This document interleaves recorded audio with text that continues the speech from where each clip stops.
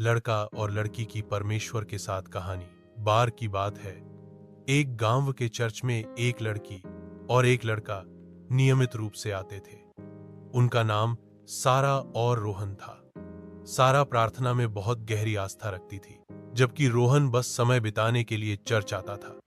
उसे प्रार्थना में कोई विशेष रुचि नहीं थी। एक दिन पादरी ने एक विषय पर उपदेश दिया। परमेश्वर सभी को अपने समय पर मिलाते हैं, लेकिन अपने तरीके से। सारा ने यह बात दिल से लगा ली। वहीं रोहन मन ही मन मुस्कुराया और सोचा, यह सब तो बस कहानियां हैं, मैं तो अपनी जिंदगी खुद बनाऊंगा। संसार की योजनाएं, परमेश्वर की योजना। सारा ने अपने जीवन को परमेश्वर को समर्पित कर आगे बढ़ना जारी रखा। वह हर दिन प्रार्थना करती कि परमेश्वर सही समय पर सही साथी उसके जीवन में भेजे। दूसरी ओर रोहन अपने करियर में व्यस्त होता गया और प्रार्थना की महत्ता को कभी नहीं समझ सका। समय के साथ सारा और रोहन की मुलाकातें कम हो गईं। रोहन का जीवन आगे बढ़ रहा था, लेकिन अचानक उसका व्यवसाय बुरी तरह से डूबने लगा। वह बहुत निराश हो गया और एक दिन फिर चर्च लौट आया। वहीं उसने लंबे समय बाद सारा को देखा। सारा चर्च में सेवा कर रही थी। सारा ने मुस्कुराकर पूछा, तुम इतने समय बाद यहां कैसे आए? रोहन ने अपनी सारी परेशानी उसे बताई।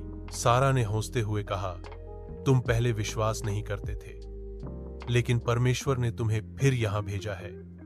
यह उसी की योजना है। इसके बाद रोहन ने भी प्रार्थना शुरू की।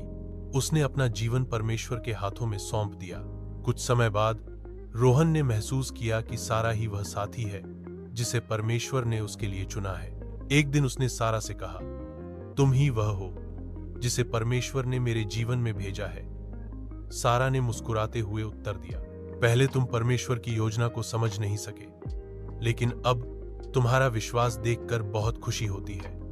इस तरह दोनों परमेश्वर की आशीर्वाद में एक साथ जीवन बिताने लगे।